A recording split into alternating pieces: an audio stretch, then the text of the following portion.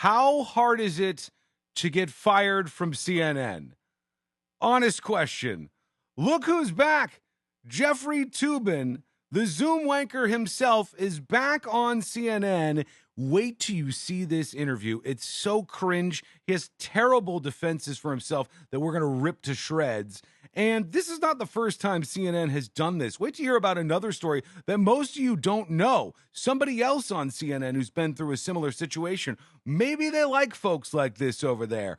Or maybe it's real sweet to be like Jeffrey Toobin and have the right politics and the right friends, like, I don't know, Jeff Zucker, to keep you around even when you get caught doing something like this. Get ready for the cringe, friends. Here we go. Analyst Jeffrey Toobin to talk about this and more. Hi, Jeffrey. Hello, Allison. It's been a while. It has been a while, indeed. I feel like we should address what's happened in the months since we've seen you, since some of our viewers may not know what has happened. So I guess I'll recap. I'll do the honors. Help yourself. Okay. Help yourself. Please, let's chat about my penis. Let's start the discussion. How cringe is this? And now she's got to ask him, right? And pretend like she's really pushing. She's going to grill him on this issue. It's serious stuff. In October, you were on a Zoom call with your colleagues from the New Yorker magazine. Everyone took a break for several minutes, during which time you were caught masturbating on camera. You were subsequently fired from that job after 27 years of working there. And you, since then, have been on leave from CNN. Do I have all that right? You got it all right. Sad to say. Okay. How awkward. Okay, so what else do you want to talk about, right? How awkward. Let's start there. Okay. To quote Jay Leno, what the hell were you thinking? Well, obviously, I wasn't thinking very well or very much, and it was something that was inexplicable to me. I think one point, I wouldn't exactly say in my defense, because nothing is really in my defense. I didn't think I was on the call. I didn't think other people could see me. You thought that you had turned off your camera? Correct. I thought that I had turned off the Zoom call. Now, that's not a defense. This was deeply moronic. Bullshit. Bullshit. This is a revisionist history take here. He's trying to say he thought he was off the Zoom call, like entirely off the Zoom call, hung up with everybody. No, he's always argued that he thought his camera was off and that he was on mute, which everybody believes because, come on, he obviously wasn't trying to get caught doing this. But therein lies the problem. It's not just about the fact that you got caught or that your camera was on or whatever. It's about the circumstances around this, like the fact that while a work meeting was going on, you were masturbating.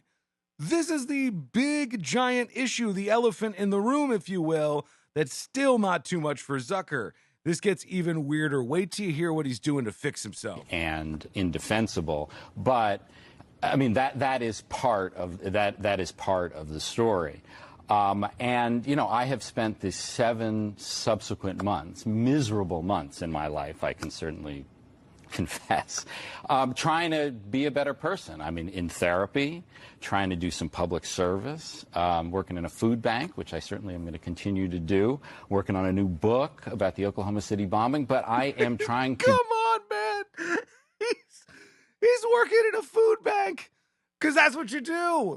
You get caught jacketed on Zoom in front of your coworkers, and obviously, you go work at the food bank. That's the next thing you do. And he's wanted about 7 months. Oh, it's been a tough 7 months. Louis C.K. asked women if it was okay that he did this in front of them. They said yes, he did it. And because of the power imbalance between him and these women, he's been banished from everywhere. This has been years and years and years. And he's now going, Jeffrey Toobin's like, what the hell?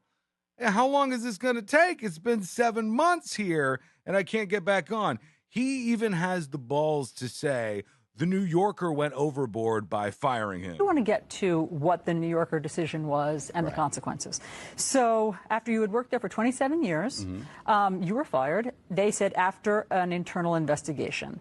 And in an internal memo, one of the executives there said, I am writing to share with you that our investigation regarding Jeffrey Toobin is complete, and as a result, he is no longer affiliated with our company. Do you know what else they found? I do, actually. I was told very specifically by the people involved that they looked at my entire career at the New Yorker, 27 years, and found that there had been no complaints about me, no issues, no other, this was not the straw that broke the camel's back. All right, let me tell you why this is insane. Just insane. And he's the legal analyst, so you expect some pretty creative takes from him and creative defenses. And that's what you're getting here. But it's nonsense. This is like saying O.J. Simpson is 99.9% peaceful. 99.9% of the time, he was a great athlete and a great person. And, they only killed 2 people, and that was just a little tiny bit of his life. The thing he did wrong shouldn't overtake everything else. It's about the full plate of things. No, sometimes it's about one incident, and anybody else in this position would have been fired. Try it at work tomorrow. I mean, don't try it, but you get my point. If you did this at work, gone just like that. You're gone unless you have friends in high places that are politically aligned with you. Just this incident. And I was certainly relieved, though not surprised, that that's what they found. And but yet, nevertheless, they made the decision to get rid of me, which, needless to say, was heartbreaking for me. So you're saying there will be no surprises after this that will come out? There are no surprises out there about... Come on, Toobin. How many other times have you done this? You better tell us now, or we're not letting you back. Again, this is not the first time CNN has done this. I'll tell you the story of Richard Quest in just a second. My conduct, that I am worried that there is there's a skeleton that's going to be found. I live in the world. I know social media, what the reactions are likely to be. I hope they will be at least mixed. But and so people can claim what they want, but I don't think there is anything further that's going to come out. You don't think so? First of all, there is something. There is something that could come out, and I'll share that with you too in just a second. There's a lot to get to today, but second of all, you're like, I don't think. I can say for sure, you're not going to find that on me. You're not going to find me in any of these situations. You know why? You know I can say that for 100% certainty, with 100% certainty, because I haven't done it. Jeffrey Toobin's like, Do you think, given that the punishment fits the crime?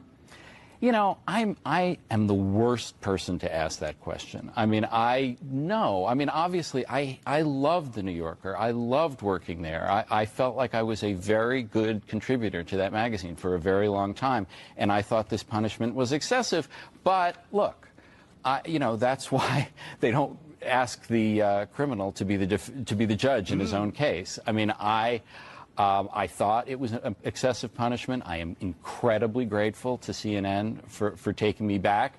But, other people are going to weigh in about whether it was appropriate for them to get rid of me and for CNN to keep me. So awkward, so cringe. Toobin back and trying to defend himself. So here's the thing that started all of this. The New Yorker has suspended reporter Jeffrey Toobin for masturbating on a Zoom video chat between members of the New Yorker and WNYC Radio. Toobin said he didn't realize his video was on. You see, this is me correcting the record here. He didn't realize his video was on. He tried to suggest in that interview that he thought he was off the call altogether. That is not true. I made an embarrassingly stupid mistake believing I was off camera. I apologize to my wife, family, friends, and coworkers. I believed I was not visible on Zoom. I thought no one on the Zoom call could see me. I thought I had muted the Zoom video. That was his contention from the beginning. Not that he was under the impression that he was not in on any call at all. 2 people who were on the call told Vice separately that the call was an election simulation featuring many of the New Yorker's biggest stars. Jane Mayer was playing establishment Republicans. Evan Osnos was Joe Biden. Jelani Cobb was establishment Democrats, on and on and on. Then they said both people who spoke on the condition of anonymity in order to speak freely noted it was unclear how much each person saw, but both said they saw Toobin masturbating. The 2 sources described a juncture in the election simulation when there was a strategy session, and the Democrats and Republicans went into their respective breakout rooms for about 10 minutes. At this point, it seemed like Toobin was on a second video call. They heard him having a second call. Boy, what was going on with that call that made you pull your pants off? The sources said that when the groups returned from their breakout rooms, Toobin lowered the camera. The people on the call said they could see Toobin touching his penis.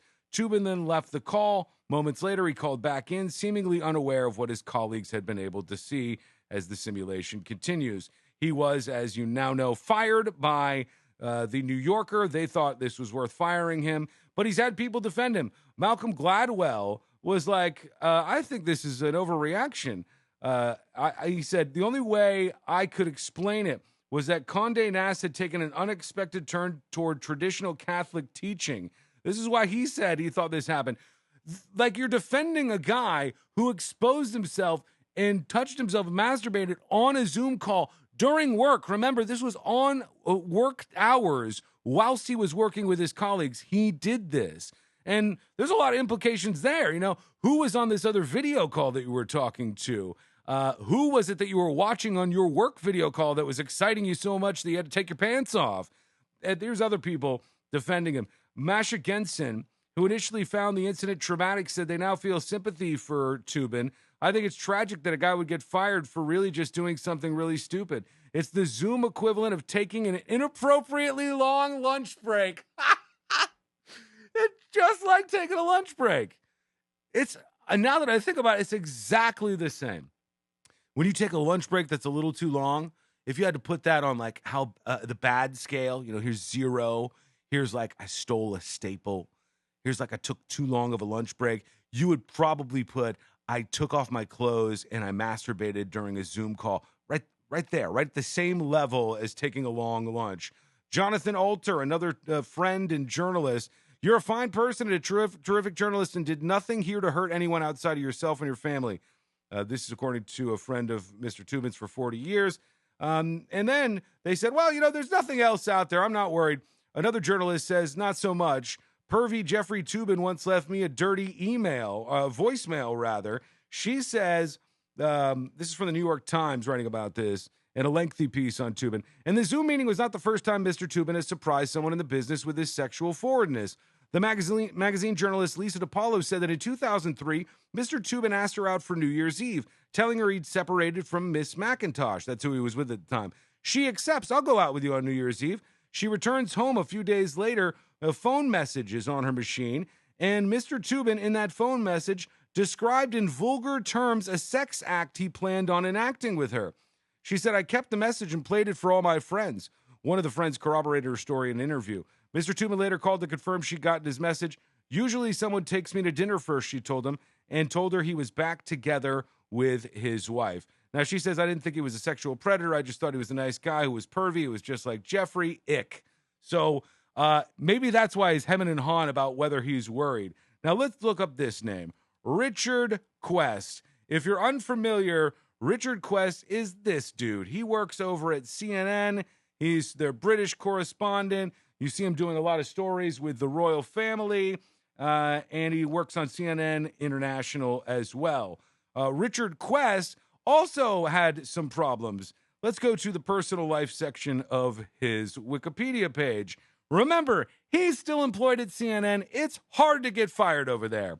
In 2008, Quest was arrested in New York Central Park with drugs in his pocket, a rope around his neck attached to his genitals, and a sex toy in his boot. Let me read that again for you. He was arrested in Central Park with drugs in his pocket, a rope, it was meth, he had crystal meth, drugs in his pocket, a rope around his neck that was attached to his genitals, and a sex toy in his boot. On 26th of June 2014, Quest described his past experience as a closeted gay man on his CNN television program, Quest Means Business. And then on they go. But he got busted in 2008 while working, kept his job. He still works at CNN. They'll really embrace you over there if you're in one of these positions. It's basically like taking a long lunch, right? Isn't it? This is weird, man. And CNN, it's just not a good look. It's just, they never even truly fired Toobin. They just made him calm down for a little while. What do you think about this? How awkward was that video? And what really should have happened? Would this have been the same thing? Would it be treated the same way in the media if this was somebody with conservative values who was caught up in this situation and then Fox kept them on the payroll? Somebody during a Fox Zoom call pulls their pants down, does what he did, and then gets caught, and they keep their job over there? I don't know if that would happen. Let me know what you think in your comments below. If you enjoyed this video, please hit the share button below as well. I appreciate that. Spreading the word helps everything out on our quest to 100,000 followers. You can join that quest. Facebook.com/TheNewsJunkie. Hit the follow button over there. Subscribe on YouTube. I appreciate you watching the video. And we'll talk to you again real soon.